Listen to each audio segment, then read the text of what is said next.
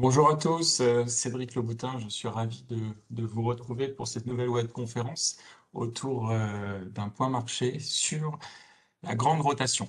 Alors la grande rotation, c'est effectivement ce bouleversement sectoriel entre les valeurs de croissance et les valeurs cycliques. Alors nous sommes ensemble pour 30 minutes avec Lionel Duverger que vous connaissez peut-être, notre expert analyse technique, et moi-même, Cédric Louboutin, donc, qui m'occupe de l'offre financière chez Ports-en-Par. Alors, quelques remarques d'usage et de bonne utilisation de la webconférence que vous connaissez. Un rappel sur notre agenda, puisque nous aurons le plaisir dans 2 semaines d'accueillir Luciana Duprat, qui est responsable de clientèle privée chez Ports-en-Par, qui nous parlera de la démarche et du portefeuille durable, les choix que l'on peut faire chez Ports-en-Par. Alors, le portefeuille durable est un portefeuille composé à 100% d'actions, de titres vifs. Donc, elle vous expliquera la méthodologie retenue ainsi que l'intérêt de ce portefeuille. Et enfin, le jeudi d'après, le jeudi 15 avril, nous animerons normalement, Lionel et moi-même, une prochaine webconférence, un point marché, ou peut-être un autre point marché selon l'actualité.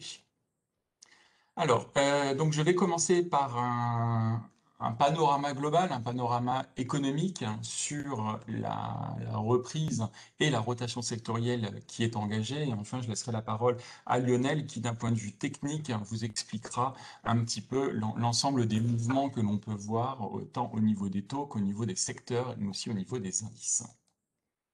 Alors, si on commence tout de suite par le point macro, donc le panorama. Euh, on est face à une situation un peu paradoxale. Pourquoi? Parce que lorsqu'on s'est parlé il y a un petit peu plus d'un mois, le graphe que vous avez en haut à droite était en fait un graphe qui n'avait pas la jambe qui remontait. Effectivement, les chiffres de l'OMS indiquaient clairement une baisse du nombre de nouveaux cas au coronavirus. Malheureusement, aujourd'hui, on voit que la situation est un peu différente. Et pourtant, quand on regarde les États-Unis, les Américains ont fortement accéléré en termes de vaccination. Vous avez effectivement 125 millions de doses qui ont été administrées aux États-Unis. C'est 25% de la population. Vous avez à peu près la moitié des plus de 65 ans qui ont déjà reçu 2 doses. Ce qui permet aux États-Unis d'envisager l'avenir avec un peu plus de sérénité. Exemple, à partir du 5 avril, New York envisage de lever son couvre-feu pour les casinos, les théâtres, mais aussi les centres de fitness. Autre chiffre intéressant, ce week-end, on a enregistré aux États-Unis 1,5 million de passagers aériens. C'est un plus haut chiffre depuis 2020, exactement depuis le 13 mars 2020. Donc, comme quoi la vie semble avoir repris. Pourtant, comme je l'indiquais en introduction, dans le monde, l'OMS indique une croissance des cas de Covid de 8%, ce qui est une des 5e progressions consécutives. C'est un chiffre assez élevé, hein. On peut l'illustrer. Vous avez au Brésil, vous avez un record du nombre de décès, malheureusement. En Europe, vous avez des confinements qui sont en train de se remettre en place. C'est l'interdiction de voyager jusqu'au 9 mai aux Pays-Bas. C'est la Belgique hier qui annonce la fermeture de ses écoles une semaine avant la date, mais aussi qui interdit les voyages non essentiels en dehors de ses frontières. L'Autriche, qui réimpose un confinement pour la région de Vienne, ainsi qu'un couvre-feu. C'est aussi l'Allemagne qui va prolonger les restrictions jusqu'au 18 avril et l'Italie aussi qui est reconfinée. Alors je ne vous mentionne même pas la France qui, je pense que vous suivez de près cette situation et comme vous le savez, certaines zones comme celle dans laquelle je me trouve sont des zones où on a un couvre-feu assez strict. Euh, et donc le paradoxe, c'est que vous avez ces deux situations, une situation américaine avec un avenir qui semble plutôt serein, et le reste du monde avec une progression du nombre de cas. Et pourtant, vous avez une euphorie sur les marchés. S&P et Dow Jones qui battent de nouveaux records. Vous avez des bulles de valorisation le dessin humoristique que j'ai mis en bas à gauche, vous le voyez, un chien qui est nourri avec des bulles, effectivement. Qu'est-ce que c'est? Bah, c'est des bulles de valorisation sur les green tech, donc tout ce qui est valeur de technologie tournée vers le vert.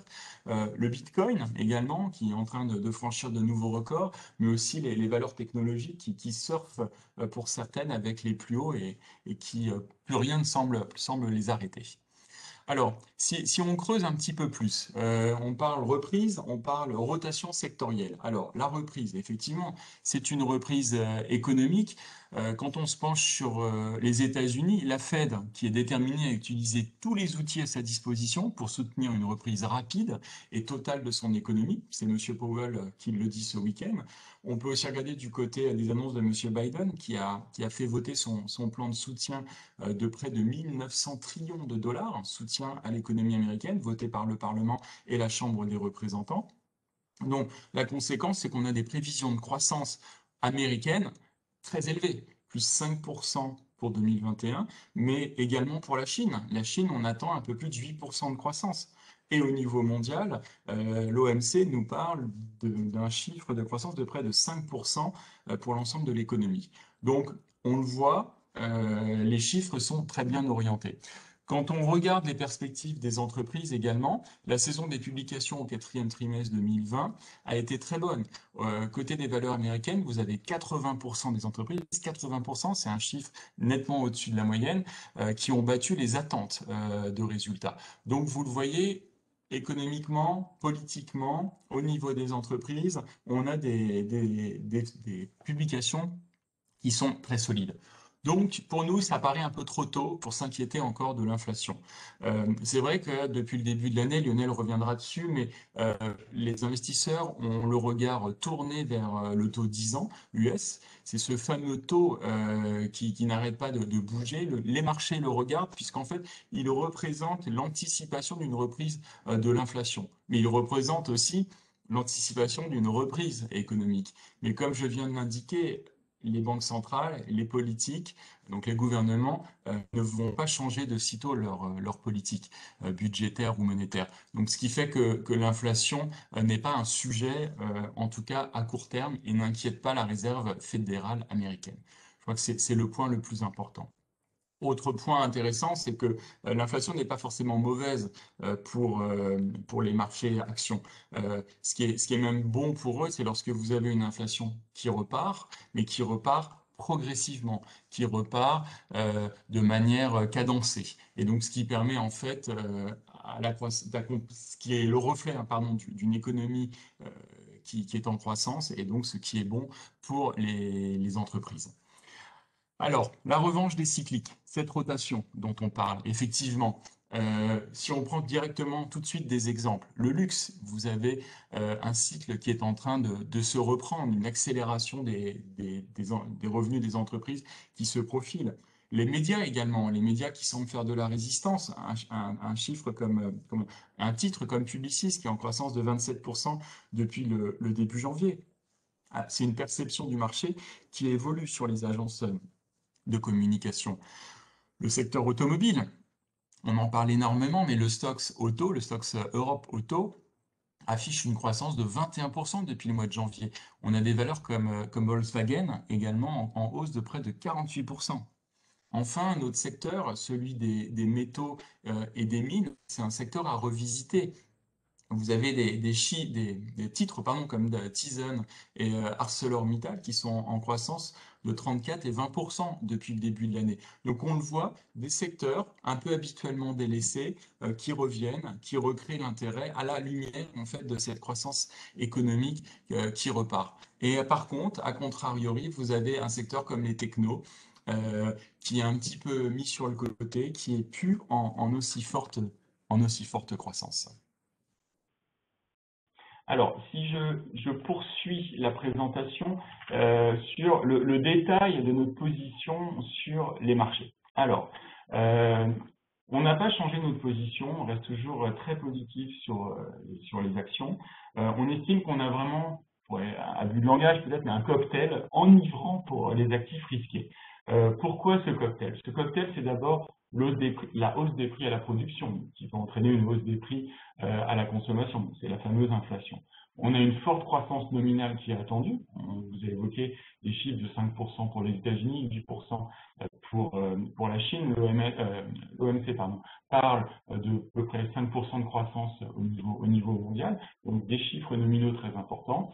Et ensuite, vous avez, on le dit à chaque fois, des taux, des rendements réels qui sont négatifs, donc des taux d'intérêt qui sont extrêmement bas. Un cocktail qui est vraiment très bon pour les actions, pour les actifs risqués. Alors, nos recommandations d'un point de vue segment, d'un point de vue secteur. On pense que il faut repondérer les secteurs cycliques. C'est vrai que c'est des secteurs qui nous ont déçus par le passé. On pense à l'automobile, on pense aussi au secteur banque. Lionel reviendra dessus, je pense que c'est un secteur à reconsidérer.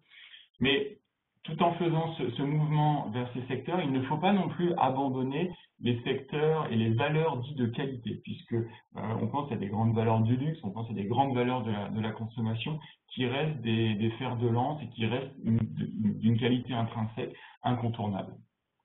D'un point de vue zone, il y a la zone émergente qui a corrigé, mais on estime que notamment la Chine offre des points d'entrée qui sont peut-être un peu plus intéressants aujourd'hui. Également le Japon, des points d'entrée aussi intéressants après une correction assez significative. Et on maintient une préférence inchangée pour les petites et moyennes valeurs, alors que ce soit aux États-Unis, mais aussi que ce soit en Europe, puisque ce sont des valeurs qui sont en contact même de l'économie réelle, donc qui vont bénéficier de cette reprise locale, même s'il y a des confinements, il y a des reprises locales de consommation, et on le voit, on a des flux qui s'orientent vers ces zones qui sont extrêmement solides. Voilà. Vous avez ensuite le détail des autres zones et des autres points sur lesquels on peut être positif. Donc en gradation, je dirais on est neutre sur la zone américaine, en raison notamment de la correction qui pourrait, ou tout au moins de la moindre performance du côté des valeurs techno et notamment du Nasdaq. L'Europe, on continue à privilégier l'Europe ainsi que le Japon. Voilà. Je vais laisser maintenant la parole à Lionel. Et Lionel, je vais te donner également la main pour passer les slides. Bonjour, est-ce qu'on est bien? On t'entend très bien. Oui. Alors ici, on va commencer par ce qu'on appelle les indices de style value et gross. Alors les indices value sont des indices avec des valeurs au profil de croissance moins fort, mais intéressantes en termes de valorisation. Et puis le profil gross, donc les valeurs à forte croissance, mais qui se payent plus cher. Les multiples de valorisation sont plus élevés. Donc les principaux secteurs dans les valeurs dites value, c'est les bancaires, c'est certaines valeurs auto aussi, des Daimler, Volkswagen par exemple. Et la plus grosse composante du secteur de growth, de croissance, c'est principalement les technologies, et avec aussi certaines industrielles. Donc ce qu'on constate ici, vous avez en haut l'indice Eurostoxx Value, donc ensuite au milieu vous avez le ratio relatif des valeurs value par rapport aux valeurs de croissance. Donc ce qu'on constate, c'est que les valeurs dites value ont sous-performé depuis déjà 2019, 2020, et puis ça a commencé à se redresser en fin d'année dernière. Donc cette rotation, on la constate depuis octobre, novembre. Elle a permis de retourner à la hausse les moyennes relatives long terme, en rouge. On a une petite phase de pause en janvier. Et depuis février, c'est reparti encore à la hausse. Donc, on a là une reprise de tendance de surperformance sur ces valeurs dites value. Alors, à plus court terme, on a eu un peu de surchauffe après la très forte hausse du mois de février. On a une petite phase de pause qui se met en place. Donc, ça peut être intéressant sur correction d'en profiter pour repondérer ce segment de marché dans son portefeuille. Alors ensuite, si on détaille un peu ce qui s'est passé, tout ça a été soutenu par la remontée des taux. On en parle de plus en plus. Alors là, vous avez le taux à 10 ans américain qui déjà commençait à remonter dès cet été. Il remontait doucement. Et puis la hausse s'est accélérée un petit peu au début de l'année et surtout au mois de février où c'est remonté beaucoup plus fort.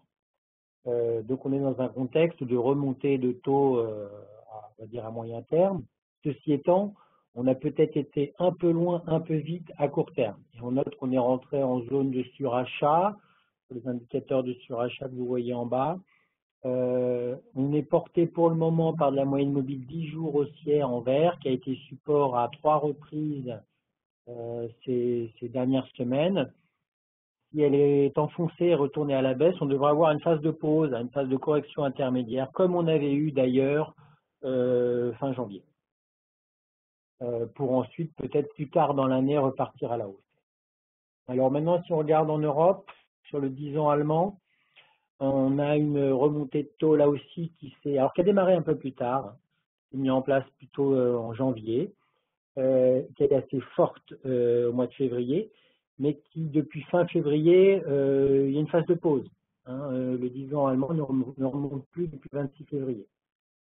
Donc là, on va avoir une petite correction comme on a là ce mois-ci, et pour repartir peut-être à la hausse un peu plus tard dans l'année, pour se rapprocher d'une résistance moyen-long terme qui se situe vers moins 0,15%. Voilà. Qu'est-ce que ça donne du coup sur les bancaires? Vous avez ici le secteur bancaire en Europe, en haut. Je vous avais parlé à notre dernier point marché, c'était juste un peu avant la mi-février. Je vous parlais de ce triangle haussier que le secteur développait depuis le mois de décembre. Donc je vous disais à l'époque que si on a une sortie par le haut, on devra avoir une continuation haussière sur le secteur. C'est ce qui s'est produit au mois de février. Ça a permis d'atteindre la cible haussière intermédiaire qui correspond à la hauteur du triangle début mars. Et en même temps qu'on a une phase de pause sur les taux, on devrait avoir une phase de pause sur le secteur bancaire. Et on devra avoir une phase de correction qui commence à se mettre en place à court terme, symbolisée en rouge sur le chart en haut. Et donc là aussi, même discours, si on a une phase de correction comme on a eu au mois de décembre, janvier, profitons-en pour repondérer les valeurs bancaires dans nos portefeuilles. Parce que visiblement, il est clair que les gagnants de 2021 seront pas ceux de 2020. En 2020, pour avoir une bonne performance relative au marché, c'était indispensable d'avoir une grosse part de valeurs technologiques et d'être faiblement pondéré en secteur énergie, secteur bancaire. Visiblement, les choses ont changé depuis la fin 2020 et en début de 2021. Et pour avoir une bonne performance face au marché, force est de constater que c'est compliqué d'y arriver si on n'a pas une part de valeur bancaire. Donc on profitera des corrections là-dessus pour se repondérer. Et vous avez en bas, tout en bas, c'est le ratio relatif du secteur bancaire face à tout le stock 600.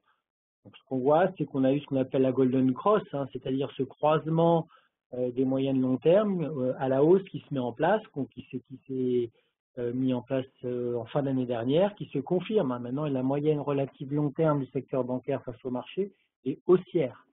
Ce n'a plus été le cas depuis 2016. Donc voilà, c'est des changements, des rotations qui sont relativement rares, donc il faut les prendre en compte. Et à l'inverse, vous avez un secteur, alors là c'est le secteur des services aux collectivités, des utilities, en haut, et vous avez en bas en violet sa force relative face à tout l'Eurostop. Donc ce qu'on a eu pendant 2018, 2019, 2020, c'est une partie de 2020, c'est une surperformance de ce secteur, bien aidé par la baisse des taux. Et puis, on a un retournement baissier de ce secteur relatif par rapport au reste du marché. Donc, on était à l'aise à être surpondéré sur les services aux collectivités 2018, 2019, 2020. On est beaucoup moins à l'aise aujourd'hui. On préfère sous-pondérer ce secteur pour l'allouer à d'autres secteurs plus cycliques. Et vous avez là en couleur un peu moutarde, on va dire, le taux à 10 ans allemand en échelle inversée, pour qu'on voit qu'il y a une relation assez forte entre les taux et le secteur utilities. Donc dans ce contexte où les taux sont en train de remonter, au moins partiellement, à moyen terme, pour cette année 2021, il est logique que le secteur utilities sous-performe. Donc là, c'est pareil, si on a une petite phase de pause à court terme, une rattrapage du secteur utilities, on constate sur ce mois de mars, on en profitera pour aller sur rebond ce secteur pour pouvoir le sous-pondérer. Ensuite, on s'intéresse aux grandes zones. Là, on a une rotation un petit peu entre la zone Europe et la zone US. Vous avez en haut le S&P 500, tout est converti en euros hein, pour comparer des choses comparables, et vous avez en bas sa force relative au marché européen. Il est un peu logique que le marché américain, compte tenu de comment il est constitué, hein, très fortement pondéré sur le secteur technologique, 2 fois plus qu'en Europe, il est logique que le marché US ait surperformé 2018, 2019 et une partie de 2020. Mais maintenant que le secteur techno a moins le devant de la scène, le secteur américain rentre un peu, l'indice américain, pardon, rentre un peu dans le rang et ne surperforme plus par rapport au marché européen. Donc c'est une zone que globalement on ne surpondère plus, contrairement à précédemment, ça pouvait être intéressant d'être surpondéré sur le marché US. Donc ça c'est au global. Maintenant, si on rentre un petit peu dans le détail, la surperformance du marché américain était un petit peu concentrée sur les valeurs technologiques, le Nasdaq, les grosses GAFAM, et on voit qu'il y a un retournement baissier en relatif du Nasdaq par rapport au reste du marché américain. Donc vous avez en haut le Nasdaq qui a surperformé régulièrement en 2017, 2018, 2019, qui a surperformé très fort la première partie de 2020. Cette surperformance a ralenti fin 2020 et maintenant c'est plus une correction, c'est un retournement relatif auquel on assiste. Vous voyez le ratio relatif en violet, il a retourné ses moyennes long terme. Là, si on compare par rapport au Russell 2000. Donc le Russell 2000, ce sont les petites et moyennes capitalisations aux US. Donc, comme disait Cédric, les petites et moyennes capitalisations sont bien orientées face au marché. C'était déjà le cas en Europe en 2020, mais le retournement relatif aux US a été un peu plus récent et date de la fin de l'année 2020. Donc quand on s'intéresse au marché américain, on préfère s'intéresser au segment des moyennes capitalisations, petites et moyennes capitalisations, plutôt que aux grosses valeurs du Nasdaq et aux grosses GAFAM. Un petit point sur l'or. L'or s'est retourné à la baisse, on en parlait déjà à ce point marché la dernière fois. Il était en train d'enfoncer la moyenne long terme haussière à l'époque en bleu, donc ça s'affaiblissait, ça s'est confirmé depuis, et on est en train de retourner à la baisse la moyenne long terme. Donc là-dessus, voilà, c'est moins intéressant que ça n'avait pu l'être en 2019, en 2020, où la tendance de fond était haussière. Là-dessus, on profitera des rebonds. Il y a un rebond qui se met en place là, à court terme. On profitera des rebonds peut-être pour alléger cette partie-là et pour financer d'autres choses dans son portefeuille. Un petit mot sur le baril de Brent. Le prix du baril a doublé entre fin octobre et les plus hauts récents, un peu au-delà de 70. Donc c'est une hausse assez importante qu'il y a eu. On est rentré en zone de surachat. Hein. Quand on regarde des RSI en bas, on est rentré mi-février en zone de surachat. La hausse a été portée ces derniers mois par la moyenne mobile 20 jours en bleu. Et tout récemment, la semaine dernière, ça vient d'être retourné à la baisse. Donc là-dessus, on devrait avoir une correction intermédiaire. Donc, la tendance de fond, elle reste haussière, mais c'est monté un peu trop vite, un peu trop loin à court terme. Donc on est devant une phase de correction. Donc on s'intéressera au segment énergie pétrolière plutôt voilà, une fois que ça aura corrigé un petit peu plus. Voilà pour cette partie-là. Voilà, on va laisser la place aux questions si vous en avez. Alors, juste avant, Lionel, juste avant de passer les questions, je veux bien que tu passes le slide d'après. Oui. Ah oui, pardon. Voilà.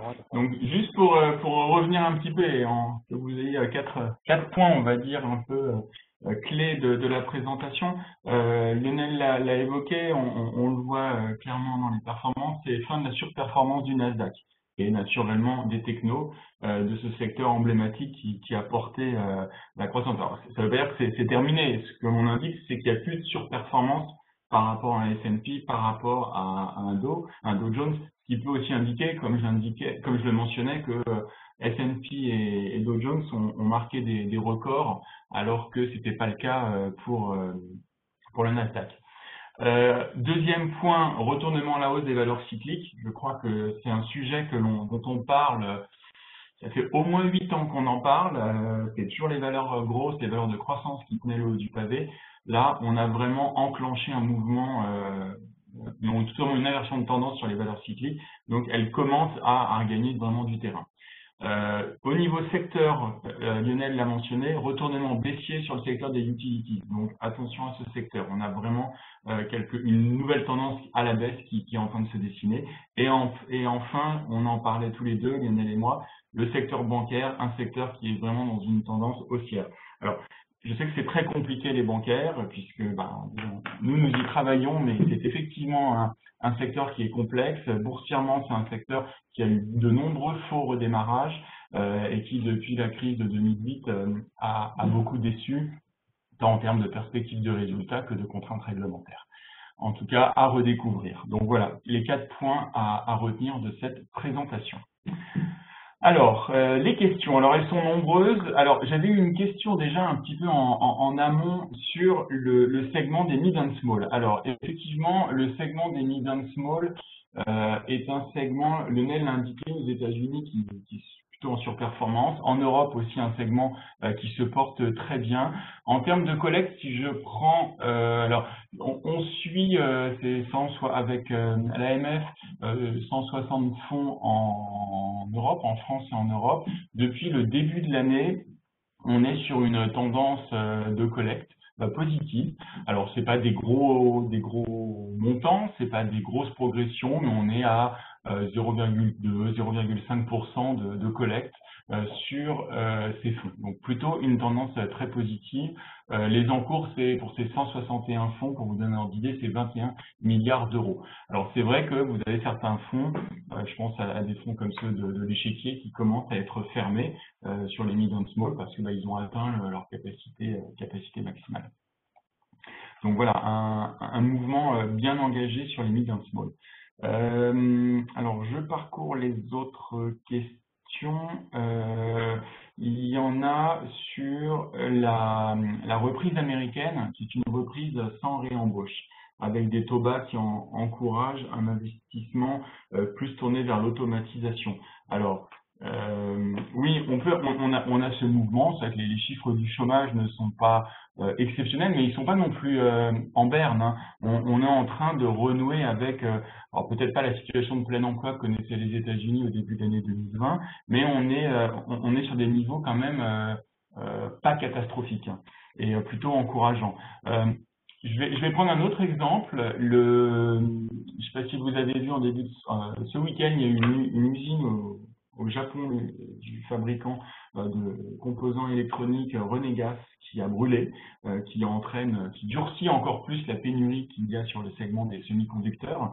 Et vous avez aux États-Unis un mouvement qui a été lancé pour fabriquer les composants sur le sol américain. Je pense que, au-delà même du marché américain, on note que à l'issue de la pandémie, alors là c'est l'exemple des semi-conducteurs, mais à l'issue de la pandémie, il y a quand même une prise de conscience comme quoi il faut produire un peu plus en local et pas compter uniquement sur des grandes chaînes de production avec des coûts certes plus bas, mais les risques qui sont associés avec des ruptures de chaîne, avec des pertes de contrôle significatifs. Donc peut-être que oui, il y a un mouvement d'automatisation, mais qui est un peu logique, en plus avec tout ce qui est intelligence artificielle et progression à ce niveau-là qui va se poursuivre. Mais on a quand même le sentiment, de par différents exemples, que c'est plutôt en train de ralentir. Une question peut-être plus pour toi, Lionel, sur les derniers mouvements sur le CAC, avec une baisse assez sensible depuis une semaine. Alors, tu as ton micro qui est coupé. Oui, pardon. Oui, une correction. Alors là, c'est juste au niveau indiciel global. Il y a une petite correction qui se met en place à court terme, donc qui n'est pas bien inquiétante à ce stade, hein. On revient juste. On était rentré un petit peu en zone de surachat à court terme il y a une ou 2 semaines de cela. Donc là, on fait une correction intermédiaire au niveau des indices. Rien d'inquiétant. C'est vraiment du domaine du court terme. Ce n'est pas un retournement baissier durable à ce stade. Ok, merci Lionel. On nous pose la question, alors là je reconnais que je sèche, auriez-vous le PER moyen des valeurs value par rapport à celui des valeurs grosses? Est-ce que tu as une idée ou je te laisse chercher et on revient Non, dessus? j'ai pas les Ouais, chiffres, j'ai pas ouais. les chiffres en tête, mais Et je n'ai pas d'idée précise là. On pourra faut revenir parce que là je reconnais que c'est un point, j'ai pas du tout à l'esprit. Alors, une question sur faut-il investir préférentiellement dans les actions à plus fort bêta qui sont souvent cycliques et des exemples d'actions cycliques dans votre liste d'achat. je pense qu'il faut avoir des portefeuilles équilibrés et pas avoir, comment dire, alors après, ça dépend un peu des profils d'investisseurs, mais là, il y a quelque chose qui me vient en tête, c'est par exemple ce qu'on voit sur l'énergie verte, par exemple. Vous avez là un secteur qui a été multiplié par 4 entre les plus hauts de début janvier et les plus bas de l'année dernière. Donc, il y avait eu une hausse très importante, donc c'est un secteur avec de forts bêta, mais une volatilité importante, une amplification des hausses, mais aussi une amplification des baisses, puisque la correction depuis janvier jusqu'au plus bas de ces derniers jours sur le secteur est de près de 30-35%, hein, sur cet indice, et plus sur certaines valeurs. Et pourtant, on revient juste chercher la moyenne haussière long terme. Donc, voilà, là, c'est un exemple où il faut être bien en accord avec la volatilité et le bêta intrinsèque de ce style de valeur et accepter qu'on rebaisse plus dans les phases de correction et évidemment, on en profite plus dans les phases de hausse. Et au final, ça reste quand même une tendance haussière long terme. Je pense que dans un portefeuille, on ne peut pas avoir que ce style de valeur parce qu'à ce moment-là, on supporte peut-être mal les phases de correction et qu'il faut avoir voilà, des portefeuilles équilibrés. Ce qu'on mentionnait tout à l'heure en gardant les valeurs de qualité, qui sont peut-être plus des valeurs de croissance, avec certes plus cher, mais avec des bêtas un peu plus bas. Alors, je suis en train de rechercher, mais on a beaucoup de questions sur les secteurs. Donc des secteurs qu'on n'a pas évoqués, comme le secteur loisirs et transport, mais aussi celui de l'immobilier. Si on avait une vue dessus, je suis en train de regarder le classement selon notre modèle de tendance. Et Lionel, peut-être si tu as une vue dessus. Oui, le secteur immobilier, bon alors c'est un peu, enfin le secteur de l'immobilier foncier, un côté, c'est un petit secteur dans les indices. Globalement, il est à sous-pondéré chez nous déjà depuis un moment. Et d'autant plus si on a une petite remontée de taux, a priori, c'est plutôt défavorable pour le secteur immobilier. Donc, c'est un secteur qu'on garde à sous-pondérer dans notre allocation sectorielle. Les loisirs et est-ce que tu as quelque chose dessus, loisirs et Oui, transport? secteur et loisirs, là aussi, c'est un plus petit secteur. Il y a le segment des jeux qui est plutôt bien orienté. Et nous, une de nos valeurs au comité d'investissement là-dessus, c'est la Française des Jeux, qui est plutôt une valeur, pour le coup, on parlait de bêta, une valeur peu volatile avec un faible bêta qui, ces derniers mois, monte lentement, mais sûrement, si je pourrais dire, au-dessus d'une moyenne mobile 50 jours haussière. Donc voilà, c'est ce qu'on peut dire sur ce secteur. Alors pour illustrer ton propos, j'ai la grille d'allocation sectorielle que nous donne le modèle de tendance, donc DCAP. Effectivement, le secteur immobilier, par exemple, si on prend un poids dans l'Eurostoxx qui est autour de 2%, 2,3%, on est plutôt en sous-pondération sur ce secteur immobilier. Également, à l'inverse, on va dire de manière un petit peu équivalente sur le secteur des voyages et loisirs, on a un poids à 1,2%, on est en ligne avec cette pondération. Donc, on considère une pondération autour de 1 à 3% sur ce secteur. Pour vous prendre un exemple inverse, le secteur utilities dont on a pu parler, c'est environ 6% de l'Eurostoxx 50, et le poids que nous conseillons, c'est inférieur à 5%. Donc voilà, ça vous donne un ordre d'idée.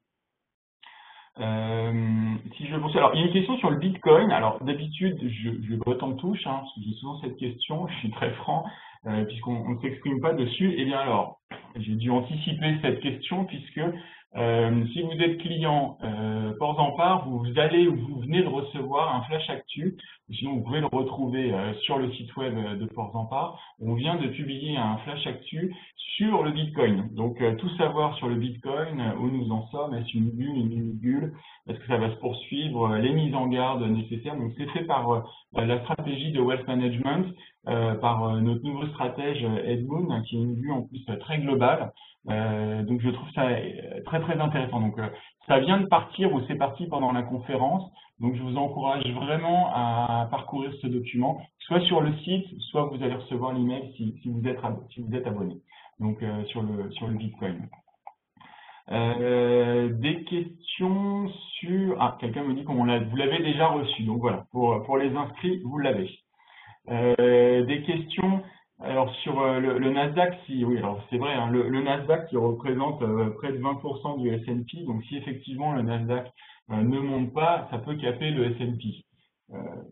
C'est vrai, mais si on peut se rappeler ce qui s'est passé l'année dernière, on avait tendance à parler du S&P 495, puisque c'était les 5 valeurs qui tiraient le S&P, qui étaient en fait les 5 grosses valeurs du Nasdaq, et que la perte du Nasdaq avait été, la perte du S&P avait un peu été bloquée parce qu'elle n'avait pas assez de valeurs techno dedans. Donc effectivement, il y a une dépendance entre les deux indices. Bon, en tout cas, force est de constater aujourd'hui que S&P et Dow Jones sont en surperformance par rapport au Nasdaq. Peut-être une dernière question sur... Il y en a énormément. Anticipez-vous des mouvements de rapprochement M&A sur les cycliques?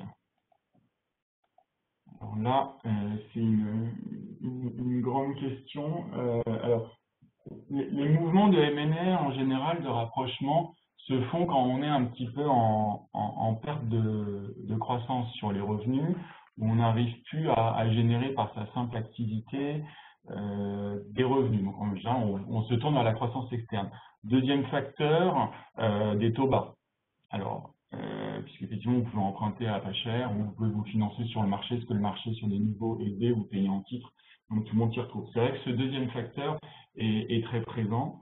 Le premier, je dirais, croissance des revenus un peu faible, c'est peut-être un peu moins d'actualité. On a eu une très belle année 2020 en termes de fusion-acquisition, une année 2021 qui a commencé fort, alors pas en fusion-acquisition, mais en introduction en bourse, donc source de financement complémentaire. On peut imaginer encore des rapprochements. Je pense que ça va être très sélectif, hein, puisque la crise quand même qu'on traverse, qu'on est en train de traverser, lorsque les plans de soutien vont être arrêtés aux entreprises, je pense à l'Europe, il va y avoir quand même des sociétés zombies, des sociétés qui vont rester sur le côté. Donc je pense que les rapprochements ne peuvent pas se faire de manière effrénée. Il faut que ce soit quand même de manière très, très choisie. Donc, il peut y avoir quelques mouvements. Je ne pense pas que ce soit un mouvement de masse.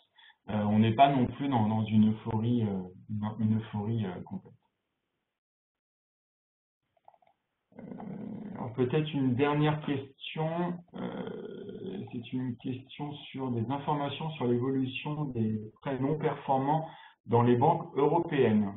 Et votre avis sur leur tendance dans les prochaines années? Bon bah, donc indirectement, je viens d'y répondre. Pour l'instant, il y a eu un coût du risque, hein, donc avec ces non-performing loans, un coût du risque qui est remonté dans les banques. On le voit, ne serait-ce que chez BNP Paribas, il y a eu au troisième trimestre 2020, il y a eu des dépôts de bilan de sociétés, je pense dans l'habillement notamment, qui ont coûté cher à la banque, donc il y a eu des provisions qui ont été passées. Il y a un coût du risque qui est quand même très surveillé.